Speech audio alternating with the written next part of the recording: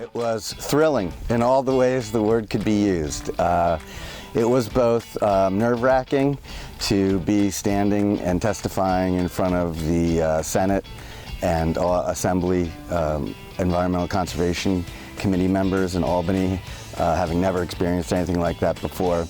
But also really gratifying. I met a lot of incredible people who work in government, assembly members, senators, their staff, and ultimately we actually got some important legislation through both houses, which was really an incredible feeling as a rookie lobbyist and advocate. So living shorelines is important, obviously substantively, for what it can do for the environment, and both habitat and resilience matters is very important, and we're losing so many tidal wetlands around the Sound that this is an opportunity for the government to use the filter of nature-based solutions as a choice when trying to protect tidal wetlands.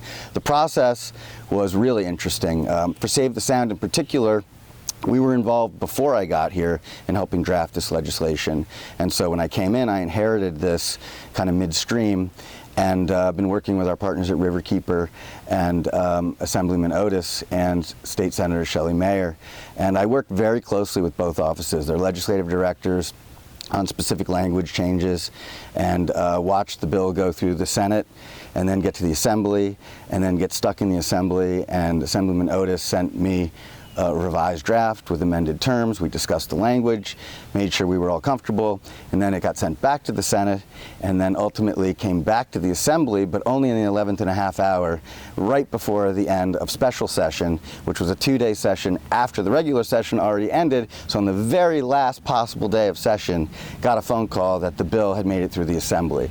So it was really exciting and gratifying to be part of that. If this gets signed into law, I do think personally that we would see an increase in more of these projects, because it would be a sign that regulators are receptive to it, and we can do it in a way, and we can more easily permit some of these case studies like we're doing at Big Rock, where we have an example of decreasing wave energy and protecting a shoreline, but also giving the shoreline a chance to recover, to naturally recover a Spartina marsh.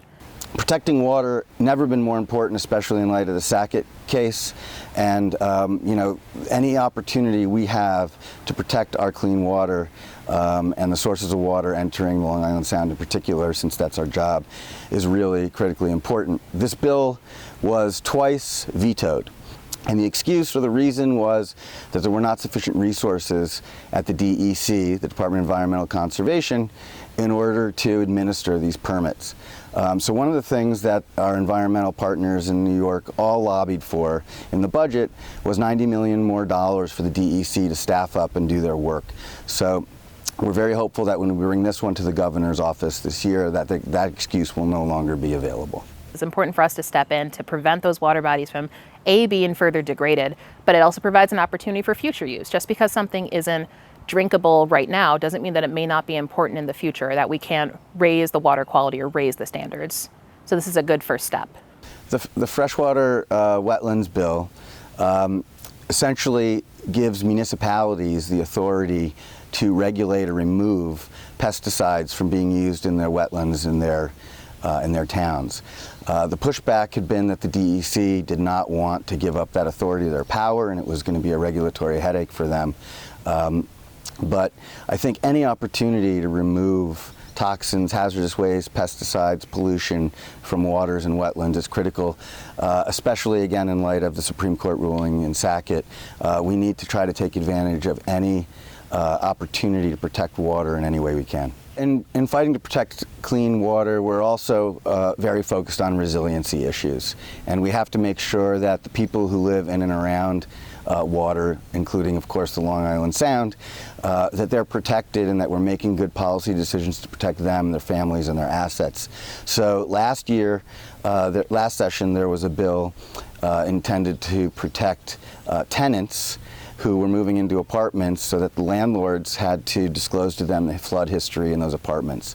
It was initially linked with the bill we passed this year, which was for home buyers to get disclosure from the sellers for the same issues so that they could understand what risks they were getting into as they moved into homes in and around the Sound and other places in New York. So this was also sort of a dramatic finish bill. We weren't sure it was going to get through, but it did get through on the last couple days of session. The All Electric Buildings Act is now law, and it will require New York to shift away from gas and electrify all new buildings for small story buildings after 2023 and for large buildings after 2027.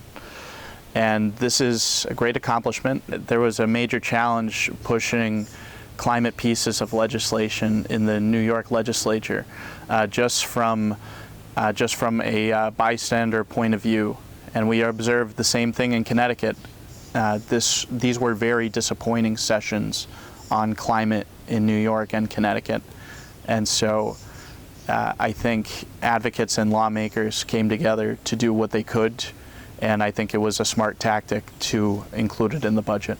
The New York Heat Act and the Energy Efficiency, Equity, and Jobs Act were a couple other major climate priorities. The New York Heat Act would have eliminated subsidies for new gas hookups. There is what is the 100-foot rule for gas hookups that currently exist, and this is an important piece to accompany the All Electric Buildings Act, because we should be doing all we can to decarbonize our energy sector. Removing and reducing waste and litter is a critical issue in the Long Island Sound region and, of course, everywhere in our country. And this bill by Pete Harcum is called an EPR. It's an Extended Producer Responsibility Law. There are only 6 other states in the country that currently have them, including California and New Jersey. So I'm hopeful that since they've been able to do it, we can do it here. We should be leaders on this issue. But the goal is to remove 50% of packaging waste in the state of New York in 12 years, and also make the producers responsible for the costs of waste and packaging instead of municipalities, which are ultimately the taxpayers, paying to clean up the mess of the producers.